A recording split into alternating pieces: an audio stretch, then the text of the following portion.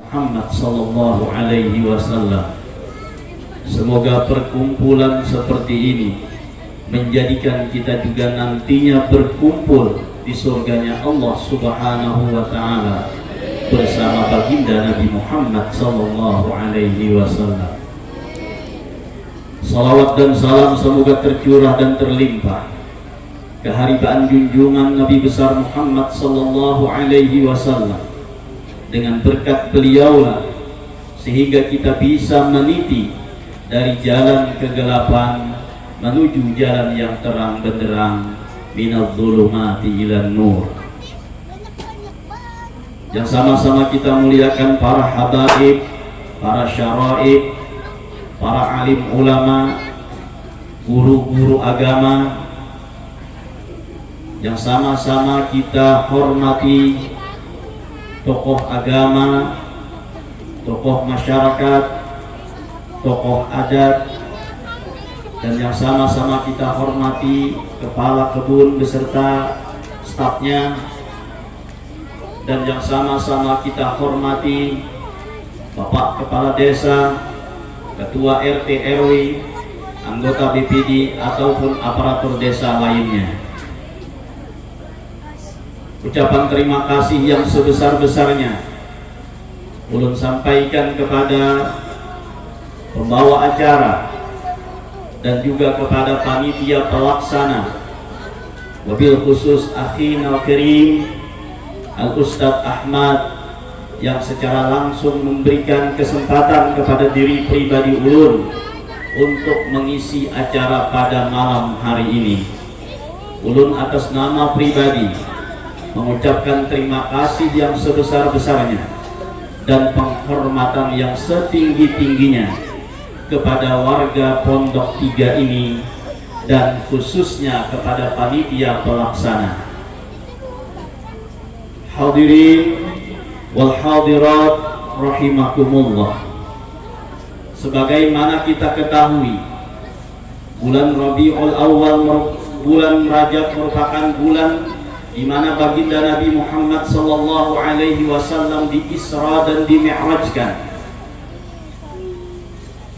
Beliau diisrakan artinya dijalankan dari Masjidil Haram ke Masjidil Aqsa, dan dimi'rajkan artinya dinaikkan dari Masjidil Aqsa sampai kepada Sidratil Muntaha dan sampai kepada suatu tempat yang tidak diketahui kecuali Allah Subhanahu wa ta'ala.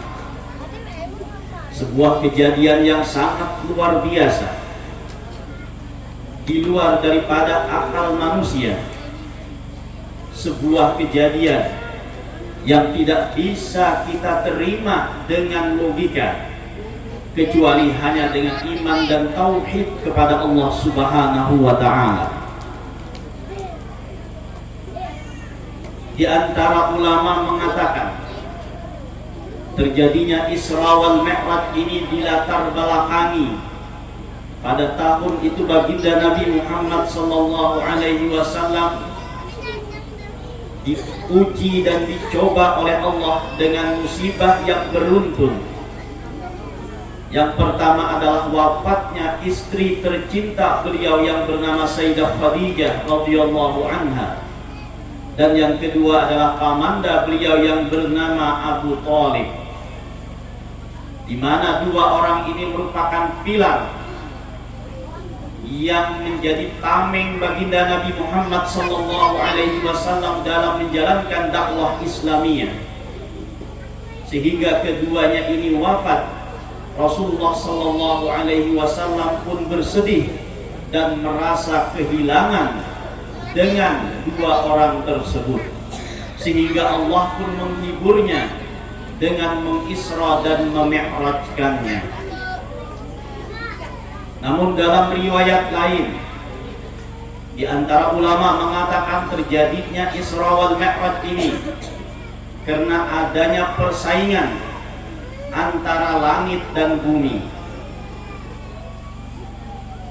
adanya gengsi-gengsian antara langit dan bumi. Langit mengatakan kepada bumi, ujar langit, wahai bumi, aku lebih hebat daripada kamu. Lalu ujar bumi, apa sih kehebatanmu? Dijawab oleh langit, lihatlah padaku wahai bumi, ada bulan, ada bintang, ada matahari. Kata bumi, aku pun juga lebih hebat daripada dirimu. Coba lihat apa yang ada pada diriku. Ada pepohonan, ada gunung, ada lautan. Langit pun tidak mau kalah. Dia mengatakan, aku lebih hebat daripada dirimu. Padaku ada arasy, padaku ada qalam, padaku ada lauhul mahfuz, ada sidratil muntaha, dan lain-lainnya. Tapi kata bumi, wahai langit, aku lebih hebat daripada kamu. Karena padaku ada seorang manusia yang seandainya bukan karena beliau, engkau pun tidak diciptakan oleh Allah Subhanahu wa ta'ala. Dia adalah baginda Nabi Muhammad sallallahu alaihi wasallam. Mendengar hal demikian, langit pun tidak bisa berkutik, dan dia tidak bisa lagi membanggakan dirinya, karena pada bumi ada makhluk yang mulia, yaitu baginda Nabi Muhammad sallallahu alaihi wasallam. Sehingga langit ini pun memohon dan meminta kepada Allah untuk dinaikkan hamba yang mulia tersebut ke atas langit. Nah, jadi ujar ulama, di antara latar belakang terjadinya Isra wa Mi'raj ini adalah persaingan antara langit dan bumi. Ujar bahasa Banjarnya, langit lawan bumi ini bahaharatan, bagi gengsian. Si langit merasa harap karena ada bulan, ada bintang, ada matahari dan lain sebagainya. Bumi pun kada mau kalah.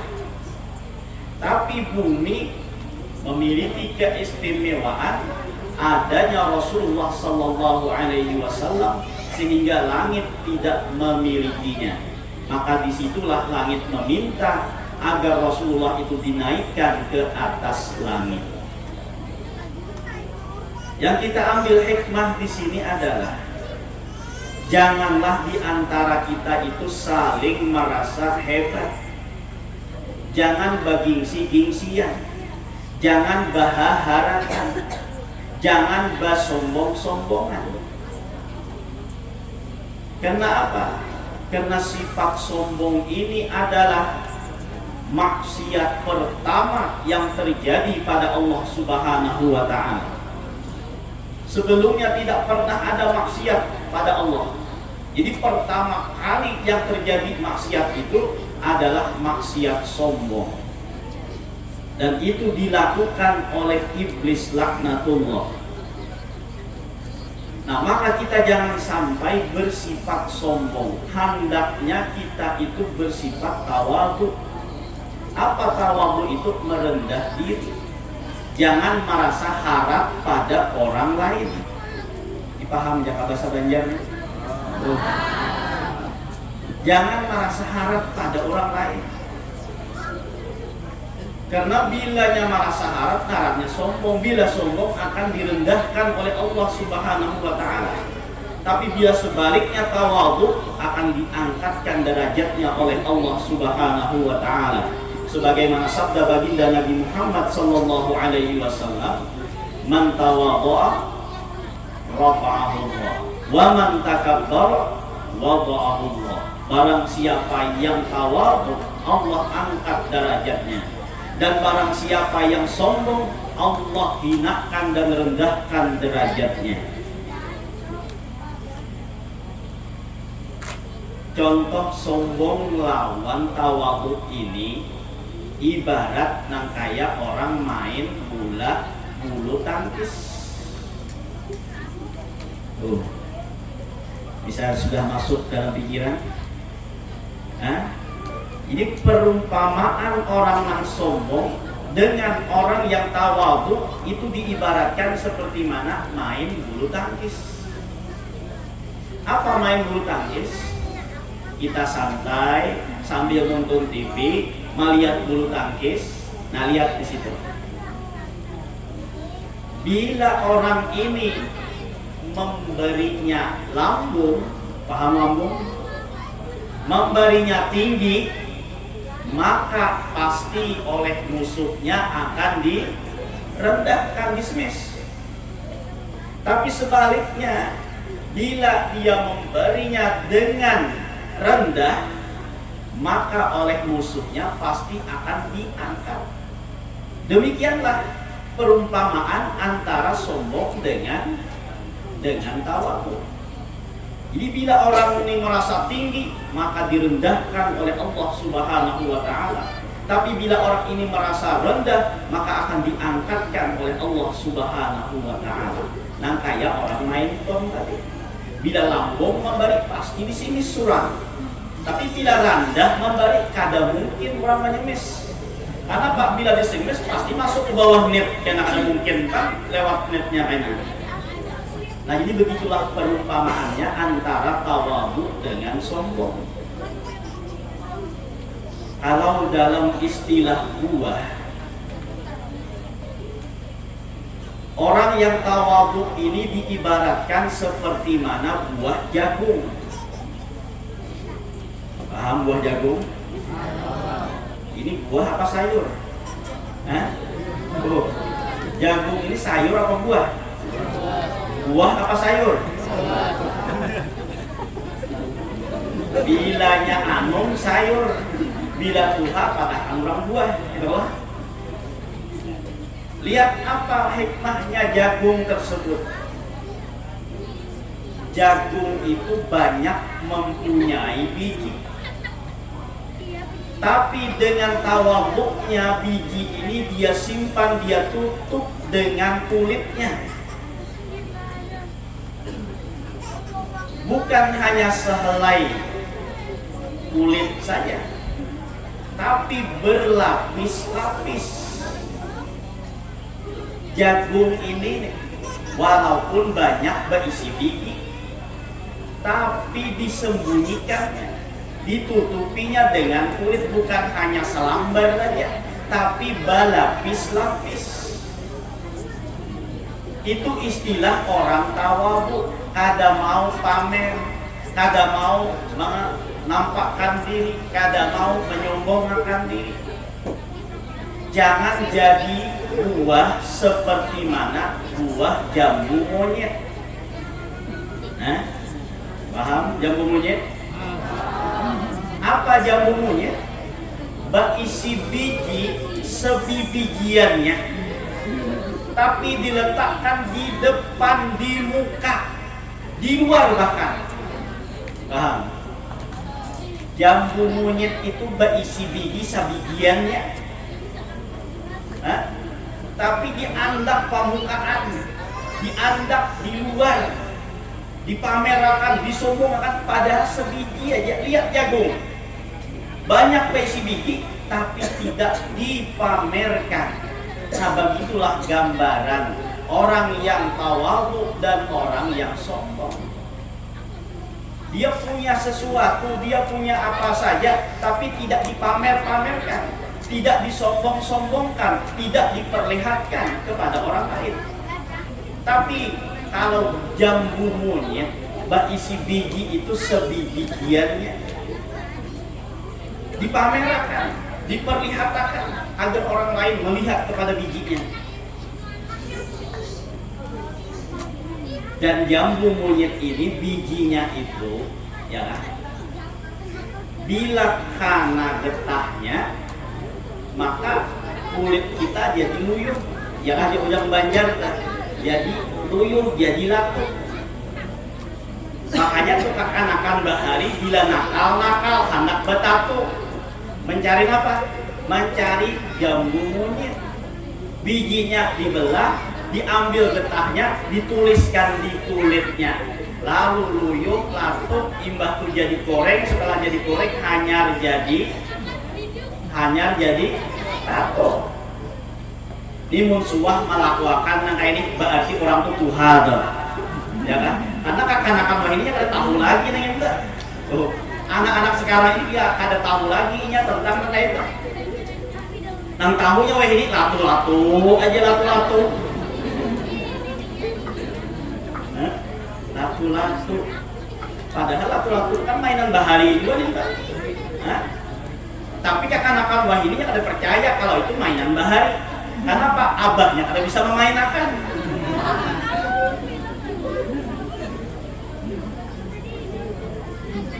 Jadi jadilah buah itu seperti mana buah jagung, jangan jadi seperti mana buah jambu monyet.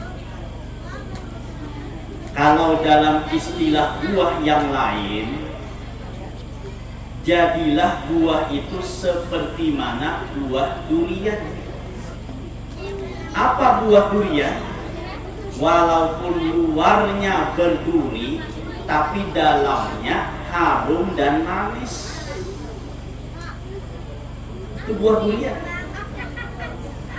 Jangan jadi buah seperti mana buah kadondong. Jangan jadi buah yang kaya buah kadondong.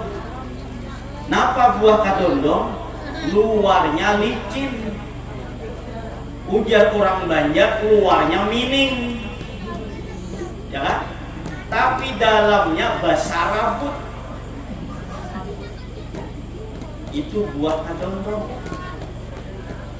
Nah jadilah buah itu nang kaya tadi buah durian. Walaupun di luar itu biasa-biasa, di luar itu fisiknya tidak tampan dan tidak cantik, tapi dalam hatinya bersih dan luar biasa. Daripada luarnya cantik, luarnya tampan, tapi dalamnya penuh penyakit-penyakit hati. Ada dengkinya, ada irinya, ada riaknya, ada sombongnya, dan lain sebagainya. Nah itu buah kadondong. Luar mining, dalam besar raput. Nah hendaknya buah jangan jadi kayak buah kadondong ini. Fisik tuh biar aja, jangan terlalu diharungi, jangan terlalu diharagui. Ini ya Allah, membaca ramin tuh kada cukup setengah jam. Oh di hadapan caramin, ibu-ibu bang kebanyakan yang ini. Nah ada cukup sabuting caramin, 2 caraminnya. Nah buka belakang sampai ke kulit-kulit ke caramin.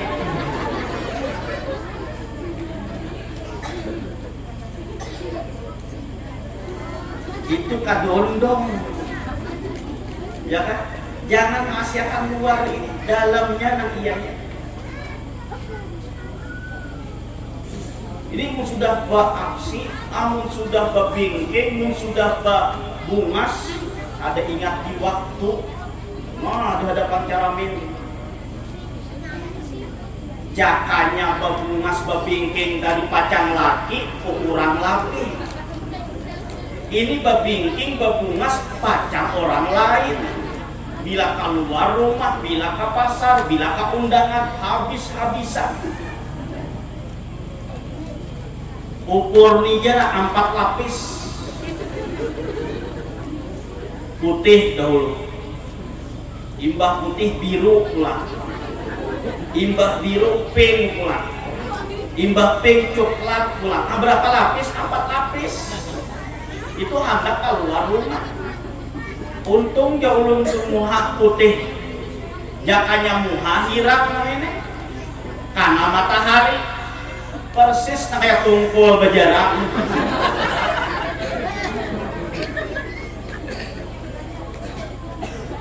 Sudah keluar rumah habis-habisan berukur, bebingking, be-make up, be-skincare. Ya kau ini mantap.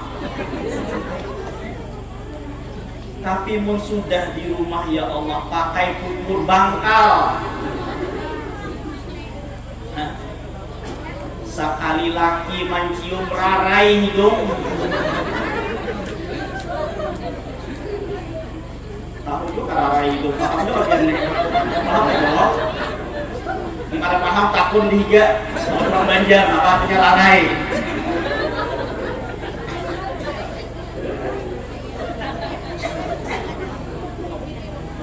Untung rarai aja, kada kalimpanan pulang tuh. Mana sudah kalimpanan, rarai ya pulang hidung ya Allah.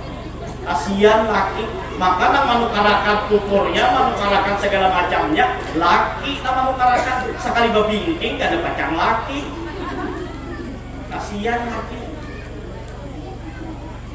Ya juga untuk di rumah seadanya, masing benainnya seadanya tuh di rumah. Tapi mau sudah keluar rumah habis-habisan. Bila keluar rumah baju yang paling harap yang dipakai. Udah.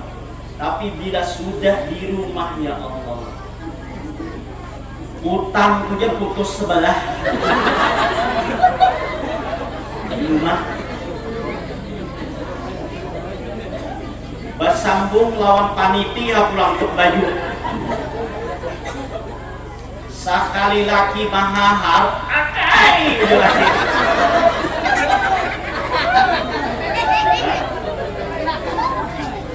Ada pohon, ada duri, maka tak cocok. Yang sudah di rumah ya Allah, uang bayar. Tapi mu sudah keluar rumah ya Allah, habis-habisan. Ingat, jangan hanya luar saja, dalamnya nanti ya. Karena luar ini hanya tempat pandangan manusia, sedangkan dalam ini adalah tempat pandangan Allah Subhanahu wa Ta'ala. Innallaha la yanzuru ila suwarikum wala ila ajsamikum, walakinallaha yanzuru ila qulubikum wa a'malikum. Ujar Rasulullah, sesungguhnya Allah tidaklah memandang kepada muka-muka kalian dan kepada fisik-fisik kalian, tetapi Allah memandang kepada hati-hati kalian dan kepada amal perbuatan kalian. Itu kada dipandang oleh Allah Ta'ala. Muha bungas, biar bungas na kayak apa, ya kan? Biar na kayak artis na kayak apa bungasnya, bila meninggal dunia pasti pacang dikubur. Dan walaupun tadi itu dibungas-bungasi, diharabu sedemikian rupa, paling bertahan sampai 50 tahun. Bila habis 50 tahun tuh ada bungas lagi. Jujur ya? Jujur kan? Bungas tuh paling 50 tahun bungas. Bila lewat 50 tahun ada bungas lagi. Nah makanya tuh guru ulun tuh, bila hendak memilih bini bungas tuh ada nilai kurangnya. Tapi bila memilih bini kada bungas itu ada nilai lebihnya. Nah aku terserah aja nak memilih nang bungas kan kada. Tapi bila memilih bini bungas ada nilai kurang. Bila memilih bini kada bungas ada nilai lebih. Nah, bila babini nang bungas sampai 50 tahun, nah bakurang bungasnya. Tapi bila babini kada bungas sampai 50 tahun, bertambah kada bungasnya. Nah, itu loh. Bila babini bungas sampai 50 tahun, berkurang bungasnya. Nah, itu nilai kurang namanya. Tapi bila babini bungas, bila babini kada bungas sampai 50 tahun, bertambah kada bungasnya. Dikira tadi apa? Kan nilai kurang nilai tambahnya. Jadi yang diperhatikan itu hatinya, jangan luarnya. Hatinya yang dibersihkan daripada sifat-sifat yang kada baik. Keluarkan sifat-sifat yang kada baik itu. Ya kan? Barasihi daripada yang kada baik tadi. Nah itulah cantik yang sebenarnya. Ujar orang wahini, cantik dari dalam. Apa tuh bahasa Inggrisnya? Inner beauty, itu kan? Nah itulah cantik dari dalam, yaitu dengan membersihkan hati kita dari berbagai sifat-sifat mazmumah, sifat-sifat yang tercela. Biar luar tuh kada bungas, kada apa-apa, tapi dalamnya harap nang kayak durian tadi. Daripada luarnya mining, luarnya licin, tapi nak kayak kadondong, mana pilih ya? Misalnya tuh di sini disurungi orang ada durian lawan kadondong, pilih mana pian? Pasti memilih durian sudah. Ya. Nah jadi kalau mau jadi buah selain dari jagung dan jambu monyet tadi, jadilah seperti mana buah durian, jangan jadi seperti mana buah kedondong. Nah satu lagi tentang buah. Jadi kita malam ini membicarakan buah aja, ya kan? Jadilah buah itu seperti mana buah dada. Jangan jadi seperti mana buah dakar. Aku pulang nang itu ya.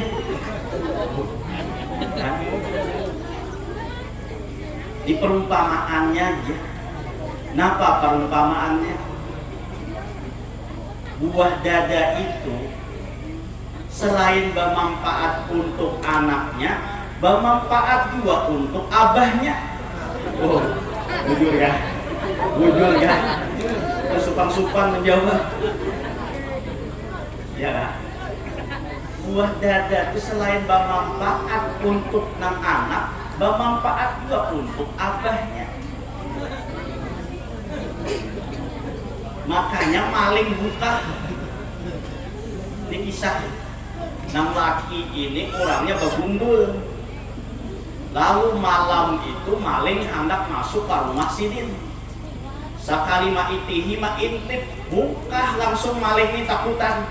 Ujian nang kawan maling seikurnya, kenapa buka? Jangan kita naik di sini. Kenapa? Anaknya juga nang itu, apalagi abahnya.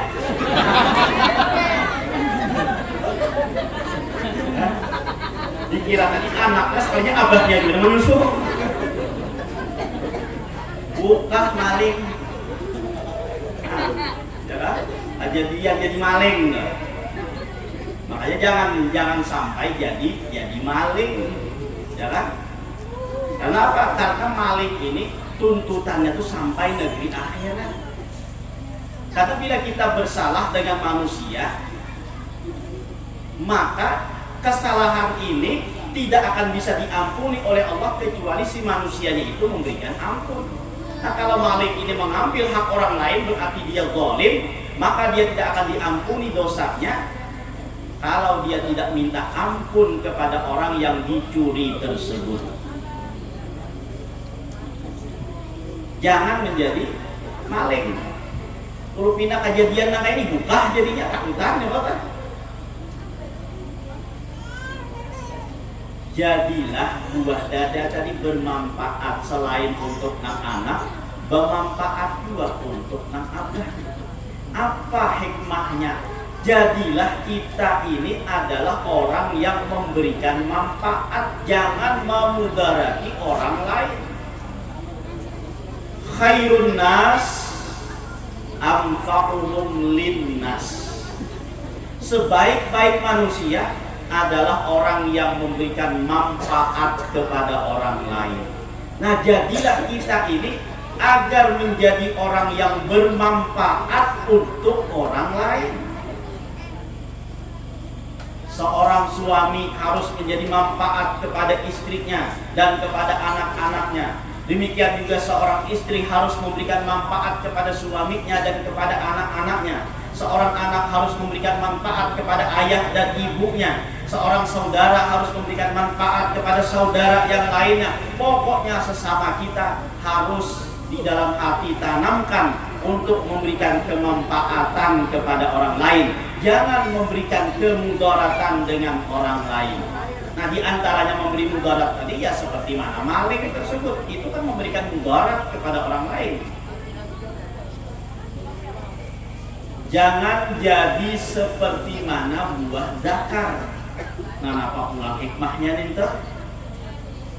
Lihat buah dakar, tambah isi. Nah, selain jelek, hitam, sensitif habulan. Ya. Bujur kah? Bujur kah? Nak ada dukungan lalu. Coba kan pian puruk selawar, tarik lisilitingnya, tak kait, angin kok. Tak kait, ada sebijian kada tak kait, sedikit aja tak kait, ada tatah hululung tuh bang, akai. Ya, kenapa juga tak akai sebaran rumah itu? Soalnya si Din menarik lisiliting tak kait. Nah jadilah tadi seperti mana buah dada yang bermanfaat untuk orang lain. Jadi kita orang memberikan manfaat kepada orang lain, jangan menjadi seperti mana buah dada yang sensitif. Jangan mau kita diprovokasi, diadu domba, lalu pecah. Kan di sini orangnya kumpul dari mana-mana, juga agamanya berbeda-beda. Nah jangan sampai kedamaian dan kesatuan seperti ini jangan dipecah belah. Jadilah kita kuat bersatu, jangan nangkaya buah dakar. Napa buah dakar? Sedikit-sedikit tak singgung, sedikit-sedikit tak kalahi, sedikit-sedikit bawa suku, sedikit-sedikit bawa agama, sedikit-sedikit lalu bakalahian jadinya. Jadilah orang yang memberikan manfaat kepada orang lain. Jangan orang yang sensitif, panyinggungan, panyangitan, pamamayan. Nah, apalagi itu paham juga kan berataan bahasanya ini. Jangan jadi kayak itu kita. Damai sesama sesama tetangga, sesama rukun tetangga, sesama apalagi namanya desa, sesama antar desa, antar kota, antar mana saja, dari mana saja. Kita ini bersaudara, dipersaudarakan dengan bendera merah putih. Nah itu aja kan. Jadi jangan sampai kita diadu domba lalu mau bakalahi, sensitif kurangnya. Istilahnya orang Bahina pangarannya toh sumbu pendek. Nah ya sumbu pendek, kada kawa dibakar aja langsung meledak. Nah ini kada kawa dikumbai meledak, itu sumbu pendek namanya. Nah jadilah bersatu. Maka ini kan rame bakumpul. Ada nang dari Jawa, ada nang dari Madura, ada nang dari Banjar, ada nang dari Flores, ada nang dari Sulawesi. Tak kumpul seberataan ini dalam satu acara. Nah ini kan rame. Pun saling bakal kalahian, pun saling namanya besaran-serangan. Iya jadinya hidup ada tenang, hidup ada aman, bagawi ngalih. Coba tentram, aman, damai, yang ini bagawi nyaman, masing-masing aja begawi. Karena bila ada acara baku pulang kayak ini. Jangan mau diadu domba, jangan mau dipecah belah, apalagi kita menghadapi tahun pemilu. Jangan mau kita, biarpun berbeda bendera partainya, tapi kesatuan tetap kita jaga. Jangan sampai kita terpecah belah. Jangan mau diadu domba, jangan mau kita sensitif nangkaya apa tadi Pak? Nangkaya buah dakar tadi. Kenapa dijapai-japai itu, catik sedikit kan, halulung lubang sakit. Nah jangan jadi nangkaya itu. Itu dari segi buah tadi itu. Ya kan? Jadilah buah itu nangkaya buah jagung, jangan jadi buah nangkaya buah jambu monyet. Kenapa? Jagung itu menampakkan ketawaduan dan jambu monyet itu adalah lambang kesombongan. Jadilah menjadi orang yang tawadu, rendah hati, rendah diri. Bagaimana cara agar kita tawadu? Pertama, jika kita ingin menjadi orang yang tawadu, maka ingatlah dengan asal kejadian kita. Itu yang pertama. Insya Allah kita tidak akan sombong. Karena Imam Ali karramallahu wajhah mengatakan, Ajibtu liman yatakabbar, fakaifa yatakabbar wa huwa yakhruju min mahallil bauli marrataini. Ujar Imam Ali karramallahu wajhah, aku heran dengan orang-orang yang sombong tersebut. Apa yang mau disombongkan sedangkan dia keluar dari tempat kencing 2 kali? Ayo, Napa nang hendak disombongakan? Kita ni sama pada keluar di tempat bakami ada sekali 2 kali kita tempat keluar. Mau kita mah tidak akan lawan diri kita dan kayak ini hina benar diri kita nih apa sombong-sombong. Nah itu yang pertama. Ingat asal kejadian kita bahwa kita diciptakan setetes air mani yang hina, nanti akan menjadi bangkai yang berbau busuk. Itulah akhir daripada perjalanan hidup kita. Mun kita mau mengindahkannya lawan diri kita, menerapakannya lawan diri kita, maka insya Allah kita tidak akan sombong. Ingat asal kejadian kita. Yang kedua, tanamkan nilai-nilai la haula wala quwata.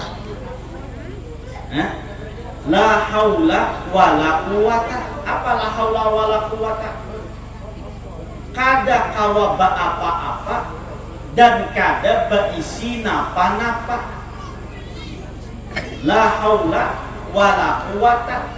Kita tanamkan bahwa kita ini kada kawa ba apa-apa dan kada baisi napa-napa. Insya Allah kita tidak akan sombong. Kada kawa ba apa-apa dan kada baisi napa-napa. Napa nak hendak disombongkan? Nah jadi itu nilai la haula wala quwata kita tanamkan dalam hati kita, dalam diri kita, bahwa kita ni kada kawa ba apa-apa dan kada baisi napa-napa. Orang yang sombong itu karena menilai dirinya ada punya apa-apa. Nah itulah.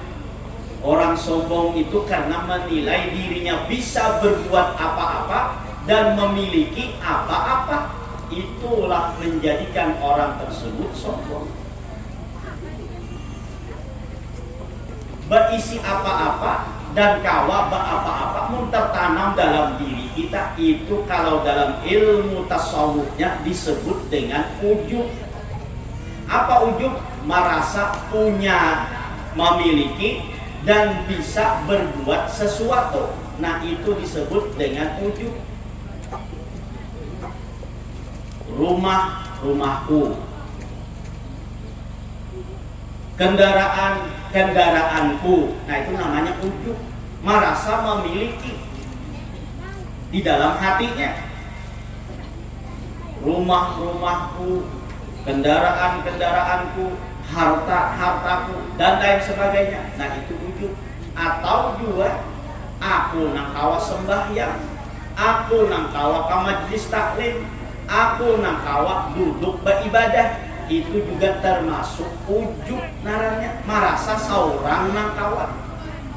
Nah jadi tanamkan kada baisi napa-napa dan kada baisi dan kada kawa ba apa-apa. Bilanya kada baisi napa-napa, kada sombong. Bila kada ba apa-apa dalam ibadah, kada merasa seorang nang beribadah itu. Kada kawa ba apa-apa dan kada baisi napa-napa. Tapi kalau merasa kawa ba apa-apa dan baisi apa-apa, naramnya itu tadi ujub. Lalu kalau sudah merasa baisi apa-apa dan kawa berbuat apa-apa, maka ujub ini akan tumbuh besar lagi. Apa besarnya? Lalu menjadi riya. Karena merasa seorang yang ada nilai, lalu ingin diperlihatkan kepada orang lain, lalu ingin ditampayakan lawan orang lain, lalu ingin minta dinilai oleh orang lain. Karena seorang tadi berisi nilai, lalu hendak minta nilai lawan orang. Nah lalu ngaramnya dari ujub menjadi riya. Nah setelah jadi riya, maka akan membesar lagi, akan menjadi sombong. Nah jadi asal mulanya sombong ini, mulainya bibitnya itu dari ujub. Ujub balatik berkembang menjadi riya, berkembang lagi lalu menjadi takabur ataupun sombong. Sehingga merasa dirinya paling harap, merasa dirinya paling di atas. Kada datang di kampung ini yang paling harap rumahnya daripada rumahku. Nah lalu sombong jadinya. Kada datang di kampung nih, nah paling harap kendaraannya daripada kendaraanku, nah sombong jadinya.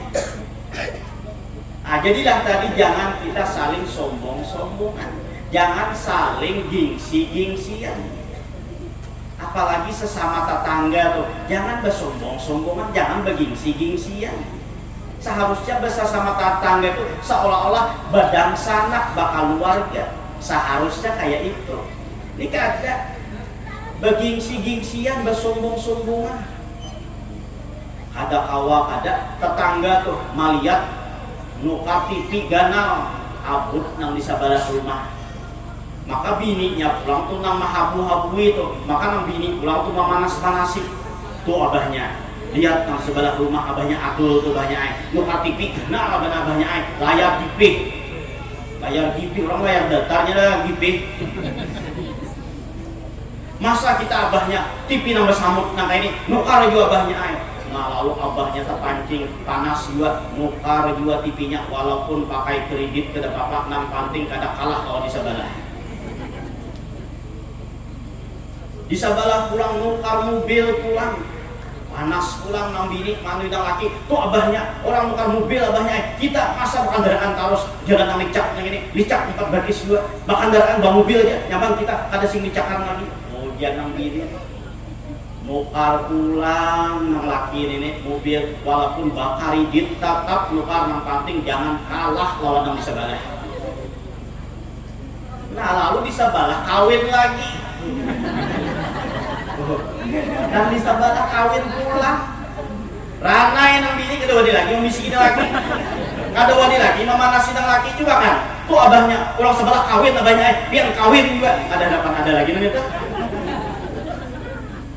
Nah ada coba kawin, nak watak benang nang itu, nah apa nang itu bertatah. Jadi jangan bersombong-sombongan, jangan beriri-irian, jangan bergengsi-gengsian. Karena sifat sombong tadi akan direndahkan oleh Allah Ta'ala dan sifat tawadhu itu akan diangkatkan oleh Allah Subhanahu wa Ta'ala. Itu diantara latar belakang terjadinya Isra wal Mi'raj, yaitu antara bumi dan langit saling bergengsi-gengsian. Selanjutnya dalam ceramah ini kita ambil hikmah dari perjalanan Isra wal Mi'raj ini adalah betapa cintanya baginda Nabi Muhammad sallallahu alaihi wasallam kepada umatnya. Di dalam perjalanan Isra wal Mi'raj ini kita ambil hikmah bahwa baginda Nabi Muhammad sallallahu alaihi wasallam itu sangat sayang dan cinta kepada umatnya.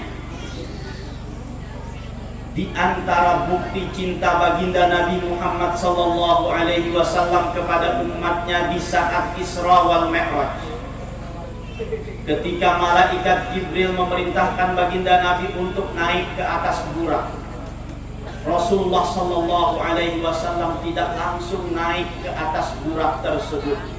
Bahkan beliau berurai dan berderai air mata, menangis sejadi-jadinya. Lalu Jibril merasa heran apakah kendaraan ini tidak layak untuk dinaiki oleh Rasulullah sallallahu alaihi wasallam sehingga beliau tidak mau naik ke atas burak ini. Padahal ini adalah burak ini kendaraan yang langsung didatangkan dari surga. Rasulullah kada langsung naik tapi malah menangis. Dan Jibril pun bertanya, "Wa ma yubkika ya Muhammad? Apa yang membuat engkau menangis wahai Rasulullah?"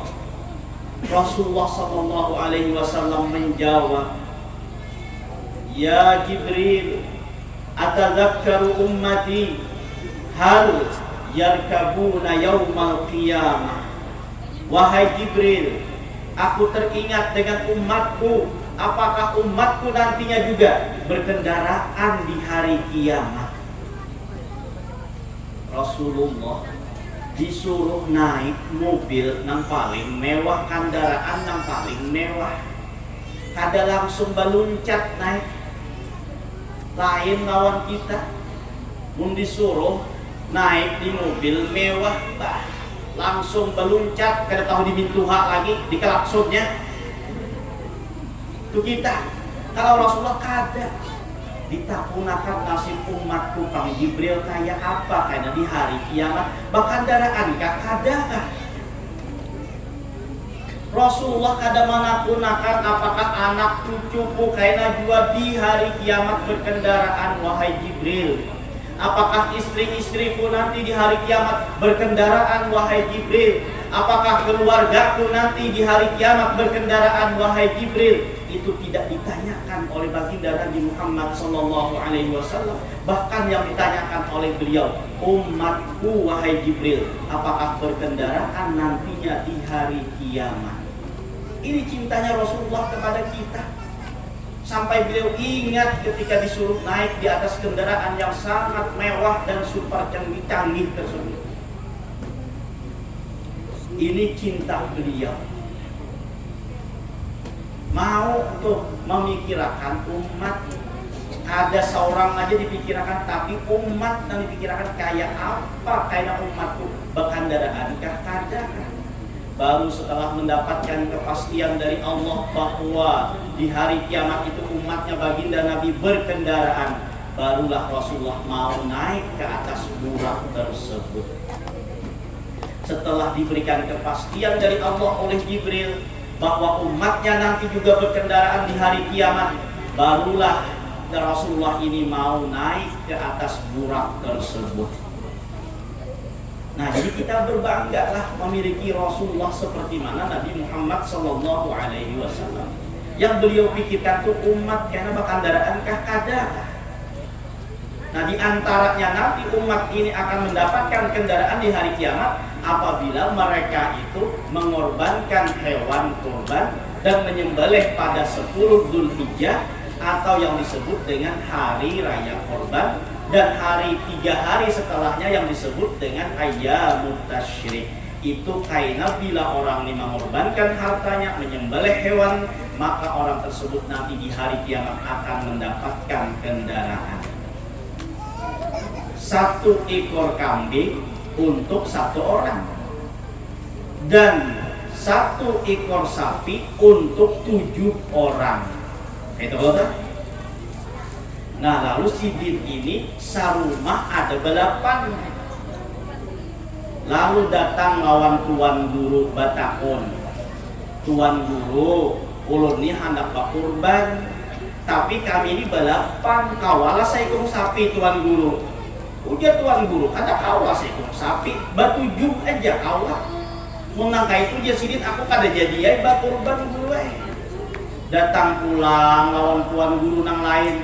Kayak itu pulang jawabannya sama aja, karena dalam pikirnya 1 ekor sapi untuk 7 orang, sidin anak 8. Lalu datang lawan tuan guru. Nah, tuan guru ini selain pintar pikir, pintar berakal juga. Pintar berakal. Ujar tuan guru, aku batakon dulu ikan balapan tuh yang paling halus umurnya berapa? Ujar sidin umur paling halus anak ulun tuh 3 tahun tuan guru. Nah, ujar tuan guru, amunnya balapan kawaja seekor sapi, kawah seekor sapi balapan. Tapi nang halus nih karena tukarakan seekor kambing. Saya kira kayaknya kawah berjajak naik sapi itu bawa del. Oh, ujar tuan gurunya kawah aja seekor sapi balapan. Tapi nak halus nih kan karena awan naik ke atas sapi ini tuh, tapi tinggian tuh. Nah, karena tukarakan seekor kambing karena sakitnya kawah berjajak di atas kambing tuh, lalu berluncat ke atas sapi tadi. Nah, akhirnya hakun juga sih dia. Nah, seekor kambing menambahi tuh. Tuh tuan gurunya nang pintar ya bapak. Amun berpada 7 ya ada hakun sih dia bak korban dah. Lalu ujar tuan gurunya tukarakan seekor kambing. Nah, jadi di antara nantinya bahwa hari kiamat itu umatnya berkendaraan, yaitu dengan cara mereka mengorbankan hartanya dengan menyembelih hewan pada hari 10 Dzulhijjah, 11, 12, dan 13 yang disebut dengan ayyamut tasyrik. Itu di antara bukti cinta Rasulullah kepada umat yang beliau nampakkan di saat Isra wal Mi'raj. Di antara bukti cinta baginda Nabi Muhammad SAW yang beliau nampakkan kecintaannya kepada umat di saat Isra wal Mi'raj. ketika Rasulullah Shallallahu Alaihi Wasallam disodori oleh malaikat Jibril dengan 3 buah minuman. Kalau sini berapa nih? 5 puting minumannya, ya kan? Sampai 5 nih kita minum. Allah kata Rasulullah lagi, ya Allah, Rasulullah 3 jadi minum sedikit, apalagi 5. Kalau minum dulu, artinya sebenarnya dasar apa namanya, dasar haus juga.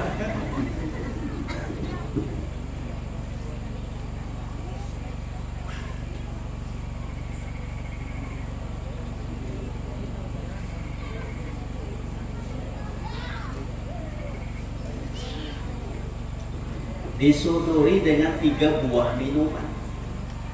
Yang pertama minuman susu, yang kedua minuman air putih biasa, yang ketiga minuman arak. Lalu Nabi kita Muhammad Sallallahu Alaihi Wasallam memilih minuman susu. Dikatakan oleh Jibril, sadaqta ya Muhammad, ikhtartal fitrata, tepat pilihan engkau wahai Rasulullah. Yang engkau pilih itu adalah kesucian. Tapi saya, susu tadi tidak dihabiskan oleh baginda Nabi Muhammad Sallallahu Alaihi Wasallam. Masih ada tersisa sedikit dari susu tersebut.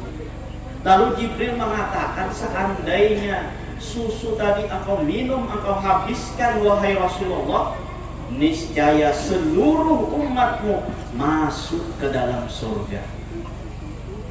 Mendengar Rasulullah bahwa umatnya untuk dimasukkan ke dalam surga seluruhnya dengan menghabiskan minum susu tadi, tanpa rasa malu kepada Jibril, beliau mencari, mana sisa susu tadi wahai Jibril, sini aku habiskan agar umatku semuanya masuk ke dalam surga.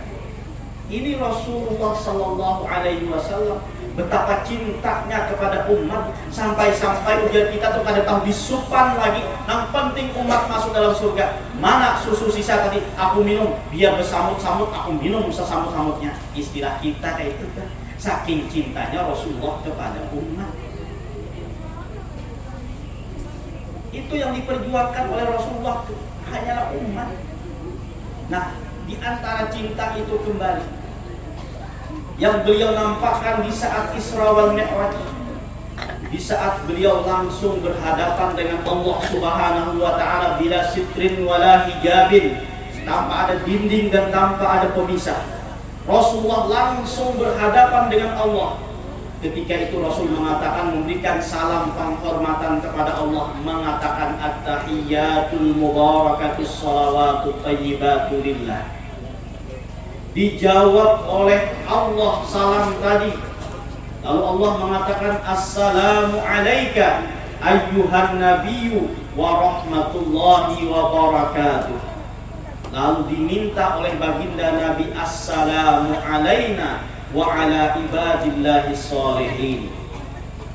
Jadi ketika langsung bertemu lawan Allah Ta'ala, Rasulullah mengatakan at-tahiyyatul mubarakatus shalawatut thayyibat, penghormatan yang penuh berkah dan sholawat yang indah hanya untuk Allah Subhanahu wa ta'ala. Lalu dijawab oleh Allah, assalamu alayka ayyuhan nabiyyu wa rahmatullahi wa barakatuh. Salam atas engkau wahai Nabi dan rahmat Allah dan keberkahan.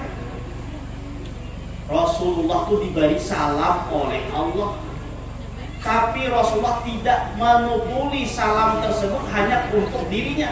Bahkan Nabi meminta, apa yang beliau minta? Assalamu alaina. Semoga salam itu diberikan atas kami. Siapa kami di sini? Ya tentu adalah umat-umatnya. Wa ala ibadillahi sholihin, dan hamba-hamba Allah yang saleh. Nah, artinya salam itu diberi oleh Allah kepada Rasulullah. Rasulullah meminta salam ini agar dibagikan kepada umat-umatnya. Ini hakikat kita dalam sembahyang. Ketika kita tahiyat, maka kita mengucapkan at-tahiyyatul mubarakatus shalawatut thayyibatu lillah. Itu ucapan baginda Nabi. Dijawab oleh Allah, assalamu alayka ayyuhan nabiyyu wa rahmatullahi wa barakatuh. Diminta lagi salam itu dibagikan kepada umatnya. Assalamu alaina wa ala ibadillahis sholihin. Ini Rasulullah Sallallahu Alaihi Wasallam diberikan penghormatan oleh Allah, tapi penghormatan itu diminta dibagikan juga untuk umat-umatnya. Yang terakhir di antara cintanya Rasulullah kepada umat di saat Isra wal Mi'raj, ketika Allah memerintahkan kepada beliau dan kepada umatnya untuk melaksanakan sholat 50 waktu, turunlah baginda Nabi Muhammad Sallallahu Alaihi Wasallam dan sampai pada langit yang keenam bertemu dengan Nabi Musa alaihi salam. Ditanya oleh Nabi Musa, ya Rasulullah, apa oleh-olehmu bertemu dengan Allah?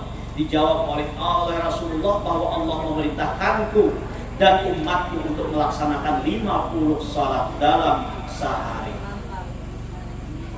Lalu Nabi Musa mengatakan, wahai Muhammad, kembalilah kepada Allah, mintalah keringanan, aku yakin umatku tidak akan mampu untuk melaksanakan 50 waktu tersebut. Apa reaksi beliau?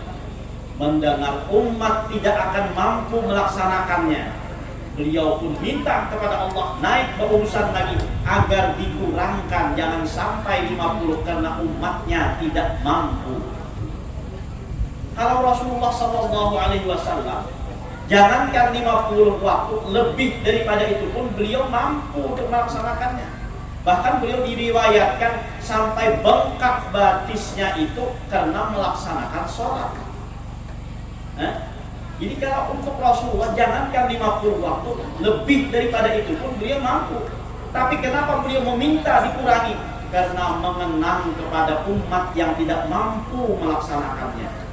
Betapa Rasulullah ini cintanya kepada umat.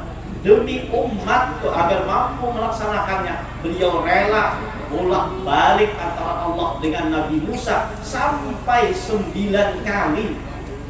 Yang diurus apa? Untuk umat. Kalau Sidin tadi, kalau beliau tadi tuh, jangankan 50, lebih daripada itu pun mampu melaksanakannya. Bahkan batisin bangkak tuh melaksanakan sholat. Pun kita batis bangkak, samurat naik, ya kan? Imbang samurat naik, bangkak kan sembahyang lagi, itu kita malah meninggalkan sembahyang. Kalau Rasulullah sembahyang membuat sampai bangkak batisin. Nah, jadi kalau hanya 50 beliau mampu, tapi karena mengenang umat tidak mampu, beliau rela bolak-balik meminta kepada Allah Subhanahu wa Ta'ala. Coba kita bayangkan, coba kita bayangkan, jangannya Rasulullah tuh kadang mau meminta keringanan lawan Allah, tasarah umatku aja mampu ada kayak tasarah ini aja, anak masuk surga, anak masuk neraka, habisan kita berataan nggak masuk neraka aja. 50 waktu, kayak apa kita menggawi 50 waktu? Sehari semalam berapa? Sehari semalam berapa waktu kita? 24 jam. Amun sembahyang 50 waktu kada sampai setengah jam kita sembahyangan pulang. Kayak apa kita hendak nyaman bagawi? Kada taharagu lagi sawit amun 50 waktu tuh sembahyang. Satu tumat sembahyang 50 waktu. Ya kan? Bayar tuntung bawit di masjid. Keluar mana sandalku adzan pulang. Kenapa? Karena 50 waktu tadi teh. Tapi yang paling larang gajinya bubuhan muadzin nang ini, bubuhan bilal kan larang mana gajinya nih? 50 waktu yo, sehari semalam 50 kali adzan, berapa gajinya? Tapi Rasulullah SAW demi umat hakun bulang balik minta kepada Allah sampai merasa malu meminta kepada Allah. Nah, diminta untuk siapa? Untuk umatnya. Nah, maka kita sebagai umat, bagaimana membalas rasa cinta tadi? Bagaimana kita mencintai kepada Rasulullah SAW? Bagaimana kita membuat hati beliau itu senang dan bahagia? Di antara salah satunya dengan kita menjaga sholat 5 waktu ini. Biar sesibuk apapun kegawian, biar manen sawit kah, atau menyiangi kumpainya kah, atau memupuk sawitnya kah, pokoknya dalam keadaan apapun jangan sampai kita meninggalkan sholat 5 waktu yang sudah diperjuangkan oleh baginda Nabi Muhammad SAW. Jangan sampai kita meninggalkan, jangan sampai kita mengacungkan, jangan sampai kita menyia-nyiakan, dan bahkan jangan sampai kita meninggalkan sholat 5 waktu tersebut. Karena ini oleh-oleh yang dibawa oleh Rasulullah SAW. Jangan sampai kita sia-siakan, dan kita sudah yakin Rasulullah itu cinta kepada kita dunia sampai akhirat. Nah, lalu tinggal bagaimana kita membalas cintanya Rasulullah SAW tersebut. Jangan sampai kita membuat hati baginda Nabi sedih karena kita meninggalkan kewajiban 5 waktu ini. Jangan sampai membuat hati Rasulullah itu terluka karena kita tidak mau melaksanakan sholat 5 waktu ini. Kalau Abu Jahal, Abu Lahab, dan orang-orang lainnya, kaum Quraisy yang tidak beriman kepada Allah, itu mereka menyakiti fisiknya Rasulullah saja.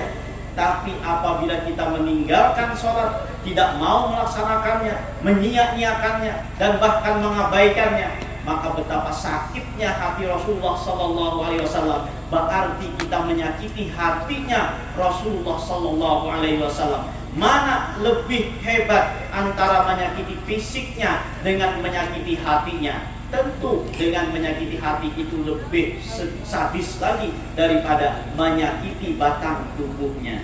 Nah, maka dengan peringatan seperti ini, kita kembalikan semangat kita untuk melaksanakan sembahyang yang Allah perlukan sebanyak 5 waktu dalam sehari ini.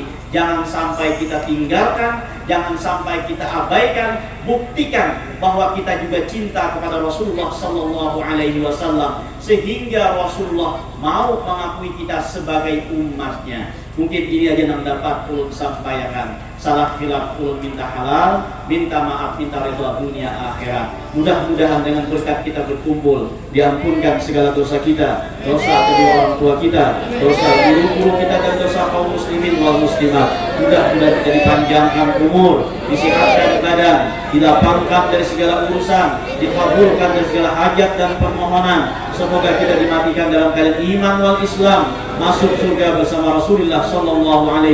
Amin ya rabbal alamin. Wabillahi taufiq wal hidayah. Wassalamualaikum warahmatullahi wabarakatuh.